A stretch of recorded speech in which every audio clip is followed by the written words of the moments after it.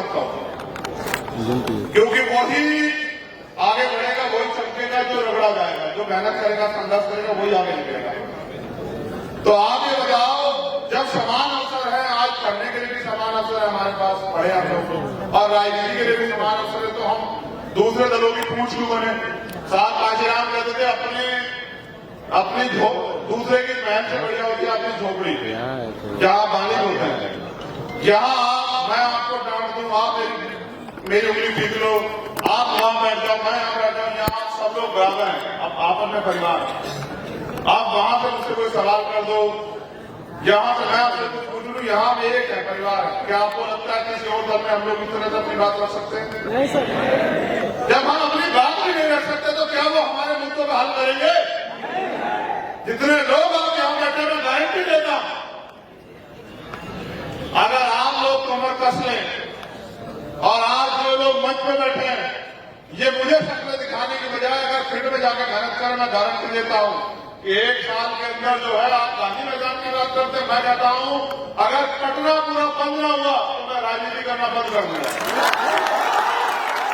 शर्त लगा लो, मैं आपकी क्षमता तो नहीं जानता हूं, लेकिन मैं फिर कह रहा हूं ना, सिर्फ मेरे आने में आते हैं, मुझे शक्ल दिखाने के लिए कि बता दें कि हम ही हैं। बाकी अगर पूछो, गारंटी से देखो, जो लोग कैडर में थे, मैंने उनसे कहा था कि ये मत सोचो कि आज मंच पे कौन बैठा, ये सोचो कि अगर आप काम करोगे तो कल उस मंच पे मेरे बराबर में आप वहां बैठे होंगे, तो ये सोच के काम करो, तो फिर देखो आप लोग कैसे आगे नहीं बढ़ते हो। ये कोई बाबा साहब ने क्या कहा जब उन्होंने वोट का अधिकार दिया, अपने 4 बच्चे को बांध कर कहा कि आज मैंने रानी का पेट काट दिया है, आज के बाद राजा आपकी वोट से तैयार होगा, बैठ वोट से तैयार होगा। आप मुझे बताओ, मैं भी तो एक प्राइमरी स्कूल का हेडमास्टर का बेटा हूं, बाबा साहब के द्वारा दिए गए आरक्षण से नौकरी लगी मेरे पिताजी की, उनकी नौकरी लगी तो उन्होंने 6 भाई बहनों को पढ़ाया, और मैं पढ़ लिख लिया तभी तो आज संघर्ष कर रहा हूं। अगर मैं पढ़ता लिखता नहीं तो भाई मैं भी कहीं जो है मजदूरी कर रहा होता।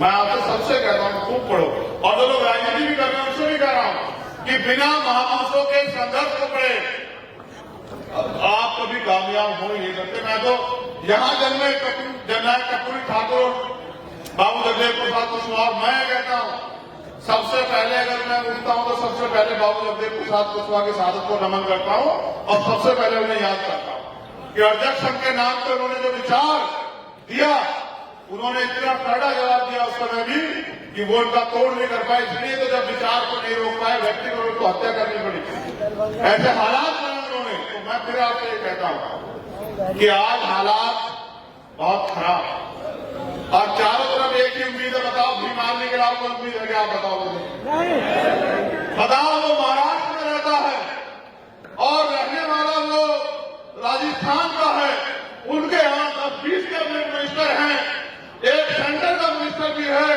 केंद्र की सरकार में, स्टेट की सरकार में, लेकिन उम्मीद वो भीम आर्मी के कार्यकर्ताओं से लगाता है। तो इस विश्वास को आप समझते हैं, विश्वास कैसे पैदा हुआ? ये विश्वास आपके संघर्ष से पैदा हुआ है। इसलिए मैं आपसे कह रहा हूं कि हमें अपने संघर्ष के बलबूते अपने खून का कतरा चुका के इस देश में बहुजन राज लाना है। हमारा नारा है बहुजन स्वराज का, ऐसा राज जहां मानवता की बात हो, ऐसा राज कि जहां तमाम तरह से जो है अंतिम व्यक्ति भी रोटी कपड़ा मकान में लड़ाई ना रहे, उसके स्वाभिमान सम्मान के साथ उसके साथ अन्याय ना हो, उसको तमाम अवसर मिले तो आगे बढ़े, और वो तरक्की करके अपने परिवार को आगे बढ़ाए। और जो गैर बराबरी देख रहे हैं सामाजिक आधार पे, ये छोटा है बड़ा, ये खत्म हो जाए, जाति व्यवस्था जो है टूट जाए, इसके लिए पहले हमें जातियों को जोड़ के भाईचारा बना के बहुजन समाज बनाना पड़ेगा। और बहुजन समाज बना के, और बहुजन समाज ऐसे भी नहीं बनेगा कि एक ही जाति के लोग सारे बन जाए, प्रदेश में, जिले में, संभाग में, मंडल में, विधानसभा में, तो ऐसे नहीं बनेगा। जिसकी जितनी संख्या बढ़ी उसकी इतनी रिश्तेदारी, इस नारे को भी याद रखना पड़ेगा। हमारे महारावर कह के गए कि बाबा साहब के बच्चों के बिना देश का शासन नहीं चलने दूंगा, और आज बताओ आपके मुद्दों पे कोई बोलना भी नहीं चाहता। आज बताओ क्या अधिकारी कर्मचारी आप परेशान नहीं है क्या? बताओ पूरे देश में अधिकारी कर्मचारी जो है किसी तरह से मुंह बंद करके नौकरी कर रहा है नहीं कर रहा? बताओ। तो वो अधिकारी कर्मचारी उम्मीद कर बैठा है कल भी मांग के लोग संघर्ष करके आजाद पैनल में कामयाब होकर हिस्सेदारी तय करेंगे और जब उनका शासन आएगा। आज हमारे लोग मुझे मंच में बैठते कह रहे थे कि बताओ भाई, पासी समाज के लोग बहुत बड़े पैमाने पे आपके साथ जुड़े हुए हैं, दाढ़ी का व्यवसाय खत्म होगा, उनका क्या होगा? मैं कह रहा हूं, अब तो तुम मुझसे कह रहे हो कि भाई सरकार से कह दो, और मैं आपसे कह रहा हूं कि आपका मौका आ रहा है, आप मुझसे कलम से लिखवा ले जाओ आज कि ताड़ी को कर्सी का व्यवसाय, उसका आयोग बना के जो है पूरा जो है मैं गारंटी देता हूं कि व्यवसाय दिया जाएगा। आप लोग ताकत से बनाओ, अगर आप ताकत नहीं बनाओगे तो फिर आपको दूसरे लोगों की गुलामी करनी पड़ेगी। मेरा एक सवाल है, यहां जो नौजवान बैठे हैं, स्वाभिमान सम्मान की वैल्यू समझते हो? खाली नारे लगाने से पेट भर जाएगा? एक दिन खाना खा के 10 दिन चल लोगे? जैसे एक दिन पानी पी के 10 दिन प्यासा नहीं रह जाता, जैसे एक दिन खाना खा के 10 दिन भूखा नहीं रह जा सकता है, वैसे ही मिशन का काम एक दिन करके और 10 दिन ना करके कभी मिशन आगे नहीं बढ़ता। जो लोग गले में नीला पट्टा डाले हैं ना, ये इसकी एक वैल्यू है। ये एक रंग का कपड़ा नहीं है, नीला रंग समानता का प्रतीक है, और ये बाबा साहब अम्बेडकर का रंग है। और इस रंग ने पूरी दुनिया को मजबूर किया उनका सम्मान करने के लिए। और भारत के प्राइम मिनिस्टर भी कहते हैं, बाबा साहब की बात करते हैं, कल अगर हमारे अधिकारों को कुचला गया, वो सिर्फ जज थे जेबी पार्टी वाला, वो भी बाबा साहब का नाम लेके शुरू किए। आज तक बाबा साहब का नाम लेकर हमारे अधिकारों को कुचला जा रहा है। लेकिन जिन लोगों ने अपने गले में पहना वो उसकी अहमियत समझते हैं कि खाली एक गले में पहन लिया तो हो गया, जय भीम खत्म हो गया। आज क्रांति की पहचान बन गया नीला रंग, आज स्वाभिमान सम्मान का रंग बन गया नीला रंग। और मैं ऐसे कार्यकर्ताओं को भी जानता हूं, एक दिन एक कार्यकर्ता का आंदोलन में सीओ ने गले से नीला पट्टा उतार दिया, उसने कहा मर जाऊंगा लेकिन इस अपमान का बदला जरूर लूंगा। और सीओ को मजबूर होकर माफी मांगनी पड़ी। वहां एसपी ने मुझे फोन किया कि भाई बताओ क्या चाहते हो? मैंने कहा क्या हुआ कि ऐसा ऐसा हो गया। तो मैंने जिलाध्यक्ष से बात की, उसने कहा भैया उसने अपमान किया मेरे पट्टे का, बीमारी का अपमान किया, मैं बर्दाश्त नहीं करूंगा। अंत आप विश्वास करो, जिला संस्था बात की बात है। तो वो मैंने कप्तान से कहा कि देखो बीमारने वाले हैं, उनको मैं भी नहीं समझा सकता। तो कहा जी आप उनके नेता हो? मैंने कहा नेता भले ही नहीं, लेकिन भूतों में से एक ही। तो जब मैं ही नहीं तो मैंने कहा जब मैं ही किसी की नहीं सुनता तो वो किसकी सुनेंगे? तो फिर एसएसपी ने कहा मैं जिम्मेदारी लेता हूं, उसको बुलाया और सह सम्मान वो पटका उस सीओ के हाथ से गले में डलवाया। और सीओ ने कहा मुझसे गलती हो गई, तब वो माना। देखो कीमत चुकानी पड़ती है। मैं आपको भी कह रहा हूं, आप तय करो, बिहार में आप इस अन्याय के साथ देना चाहते हैं, अपनी ताकत बना के जो है कामयाब होंगे।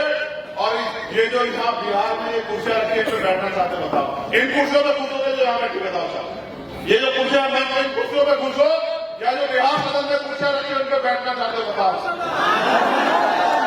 तो बिना मजबूत संगठन बनाए, बिना संघर्ष किए, बिना लोगों को जोड़े कैसे बढ़ जाओगे? मैं आगे बताऊंगा। हमारे लोग चंद सिक्कों में बिक जाते हैं। कितने सिक्कों में? चंद सिक्कों की खनखनाहट में जो है विधायक और मंत्री के पद के लिए चाटुकार बन जाते हैं। मैं आपसे कह रहा हूं, आप काम करो, आपको खरीदने वाले बहुत रहेंगे। ये आपको तय करना है आपको बिकना नहीं बिकना है। आप काम तो करो, अभी तो आप काम ही नहीं कर रहे, इसलिए आपके लोग विरोध में भी काम नहीं कर रहे हैं। आप एक बार देखो, मैं फिर कह रहा हूं, अगर वास्तविकता मुझसे प्यार करते हो तो 6 महीने के हिसाब से काम करके देखते। और आप लोग ना तीसरे दिन आना, बिहार में तीसरे दिन आऊंगा, लेकिन आऊंगा तभी जब आप अपने पैरों पे खड़े होने के लिए संघर्ष करोगे। जब तक आप दूसरों के पिछलप्पू बने रहोगे, कहीं और से चैनलाइज होगे, नाम तो भीम आर्मी का रखोगे और काम किसी और पार्टी करोगे, तो भाई मैं फिर क्यों आऊंगा बिहार में? बताओ। जब मैं महसूस कर लूंगा कि आप आगे बढ़ना ही नहीं चाहते, जब मैं ये महसूस कर लूंगा कि आप जो है चंद सिक्कों की इंतजार कर रहे, तो मैं क्यों आऊंगा? आप बताओ, जब बिहार इलेक्शन हुआ, क्या मैंने एक भी दिन आपको मायूस किया? मैं कोई ऐसी विधानसभा जिसमें मैंने जाकर शादी को छोड़ दिया, मैं सब जगह गया, जैसे आपने रखा वैसे ही रहा, पूरा प्रयास किया कि आप लोग कामयाब हो जाओ। लेकिन नहीं सफलता मिली तो मैंने तो हार नहीं मानी। आप लोग क्यों हार मान रहे हो? लोकतंत्र में जिनका वोट होता है उनका राज होता है। भी आपका होना चाहिए। इस बात को आप नहीं समझ रहे हो। आपकी आबादी देश में 85% है और बिहार में तो हो सके 85 से भी ज्यादा हो, और फिर भी आप बिहार में क्या हालात आपके आप बताओ। मैंने क्या बिहार में वो बाढ़ का समय नहीं देखा?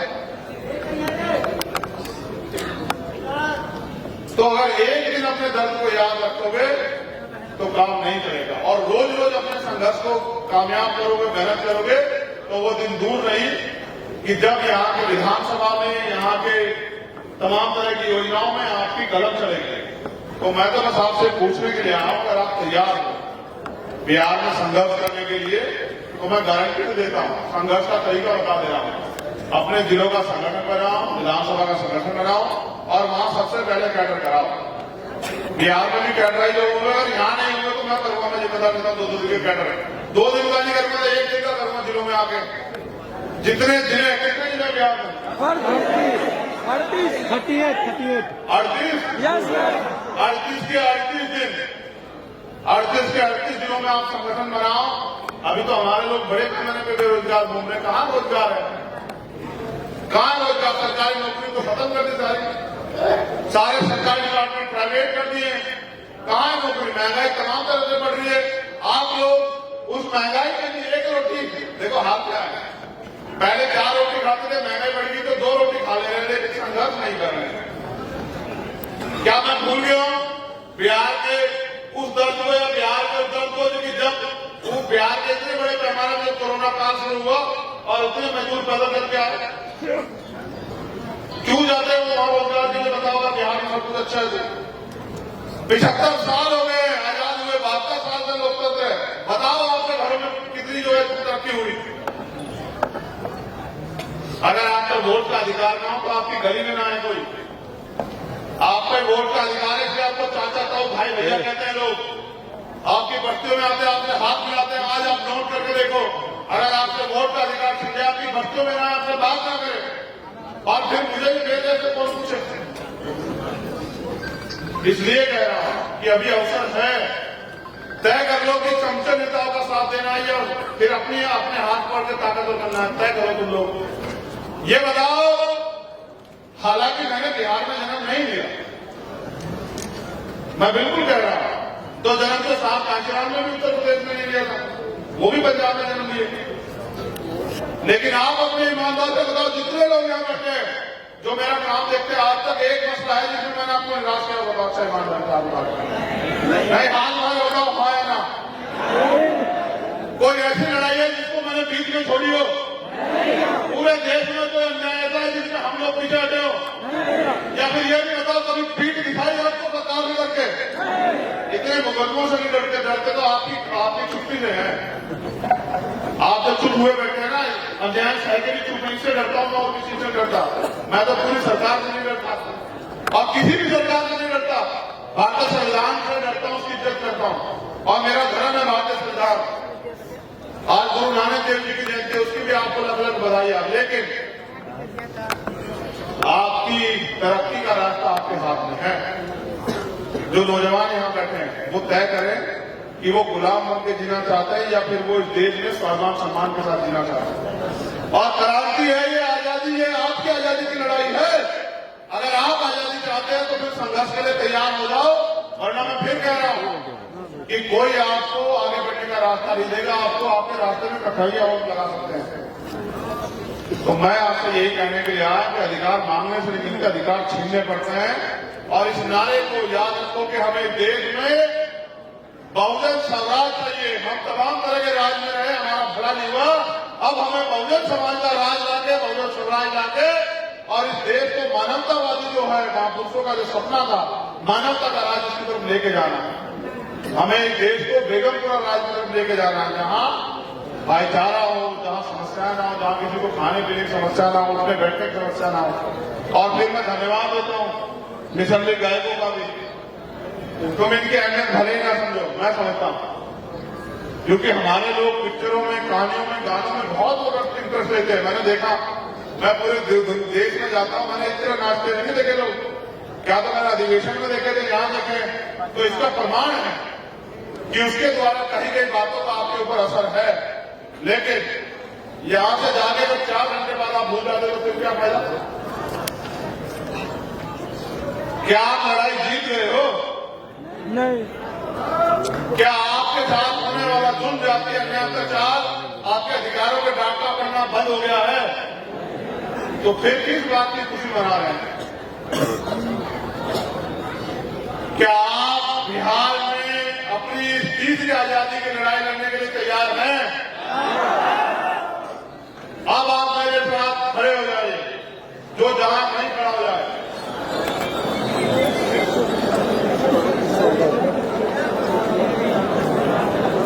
मैं भारत के संविधान की प्रस्तावना पढ़ूंगा, आप मेरे साथ दोहराएंगे। जब मैं भारत के संविधान की प्रस्तावना पढ़ूंगा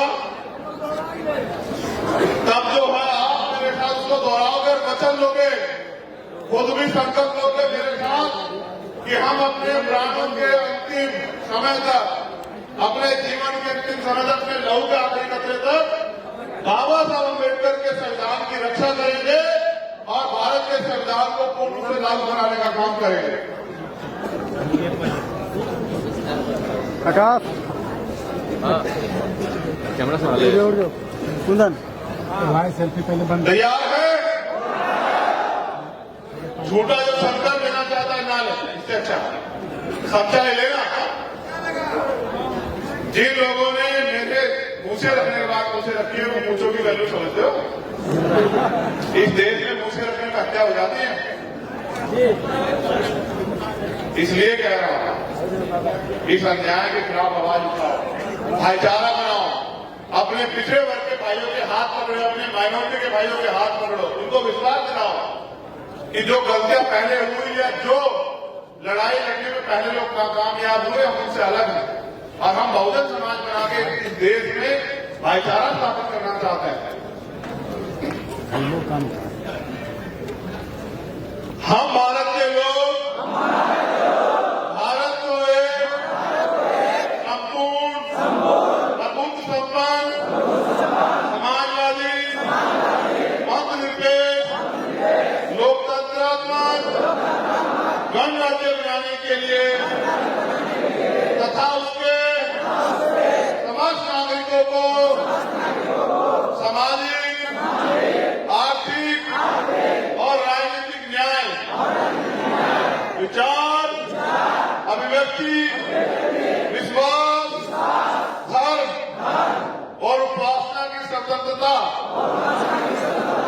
प्रतिष्ठा और अवसर की समता प्राप्त कराने के लिए तथा उस समय व्यक्ति की गरिमा और राष्ट्रीय एकता और अखंडता सुनिश्चित करने वाली बंधुता बढ़ाने के लिए दृढ़ संकल्प होकर अपनी श्री कृष्ण मेमोरियल की सभा में ये संकल्प लेते हैं कि हम अपने अंतिम समय तक अपने लहू के आखिरी कतरे तक भारतीय संविधान की रक्षा करेंगे और उसको पूर्ण रूप से लागू कराने का प्रयास करेंगे। हम अपने महापुरुषों के त्याग, बलिदान को व्यर्थ नहीं जाने देंगे। हम किसी भी कीमत पे अपने देश को और खुद को दोबारा बटने और गुलाम होने नहीं देंगे। हम बहुजन समाज बना के इस देश में मानवतावादी राज लाने के लिए संघर्ष करेंगे। हमारा पूरा जीवन अपने महापुरुषों के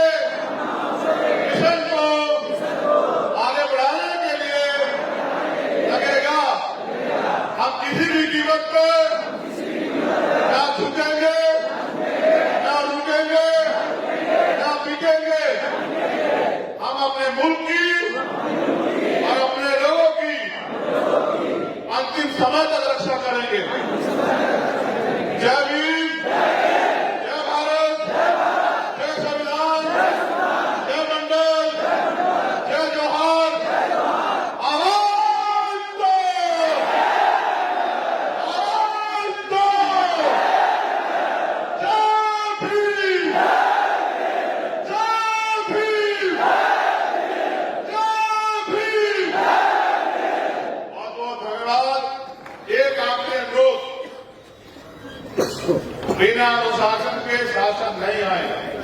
क्या बिना अनुशासन के तो हम व्यक्ति कहलाने के लायक भी नहीं। इसलिए हमें सबको अनुशासन में रहना, क्योंकि बिना अनुशासन के भीड़ क्या होती है? भेड़ भी एक दूसरे के पीछे चलते। हमारे लोगों को अनुशासित होना चाहिए, क्योंकि जब कोई व्यक्ति आर्मी का जवान बनता है, सेलेक्ट हो जाता है, तब तक उसको जवान नहीं माना जाता जब तक वो कठोर ट्रेनिंग से न गुजर जाए। अगर कोई नौजवान आईएएस आईपीएस की परीक्षा में पास कर लेता है तो भी उसको डायरेक्ट टीएम नहीं बनाते, पहले उसकी ट्रेनिंग कराते हैं। इसलिए आपको इस देश में शासन सत्ता में आने के लिए कैडर की जरूरत है। कैडर से समर्पित कार्यकर्ता तैयार होगा, जो आरएसएस और बीजेपी के 1000 कार्यकर्ताओं पर भी भारी पड़ेगा। मैं ऐसा मेरा विश्वास है।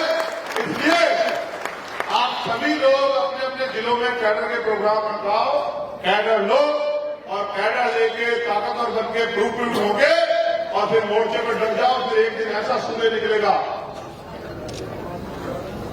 कहां? बिहार की धरती पे, जिसमें आप कमजोर लोग भी खुशी बनाएंगे। बुद्ध की धरती कहा ना मैंने? पूरी दुनिया में गया बुद्ध, यहां से समझो है पूरी दुनिया में गया बुद्ध कदम यहां से। बिहार की क्रांति का कोई तोड़ नहीं है। बिहार की कमजोरी के लिए बिहारवासी जिम्मेदार, स्पेशली बिहार के बहुजन समाज के नौजवान जो नेताओं के सफेद कपड़े देख के उनके जैसे बनना तो चाहते हैं, लेकिन लीडर नहीं बनना चाहते। जो तमाम दलों से विधायक एमपी तो बनना चाहते हैं, लेकिन समाज की लड़ाई को जमीन में नहीं लड़ना चाहते। लेकिन फिर भी मुझे गौरव है कि हमारे पास एक ऐसा संगठन और ऐसी टीम है जो अपने प्राणों का बलिदान देकर भी बहुजन समाज की रक्षा सुरक्षा कर रही है। इन सभी साथियों को, जिन लोगों ने इस प्रोग्राम में मेहनत की, उन सबका धन्यवाद। अगला प्रोग्राम वास्तविकता में गांधी मैदान में होगा, ऐतिहासिक होगा। ये कमर में हमें आज से आज कसकर जाना और जिस दिन वो प्रोग्राम होगा उस दिन एक और जो है क्रांति का संदेश जो है वो पूरी दुनिया में जाएगा। जय भीम, जय भारत, जय संविधान, जय मंडल, जय जोहार। आप सभी के लिए मंगल कामनाएं।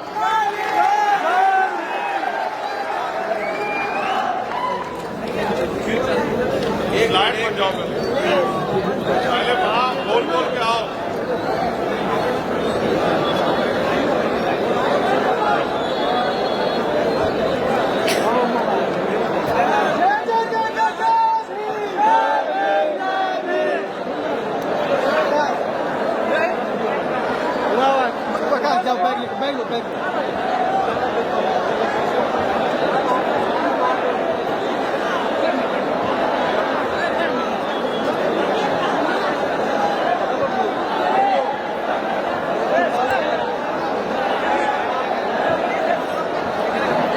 Let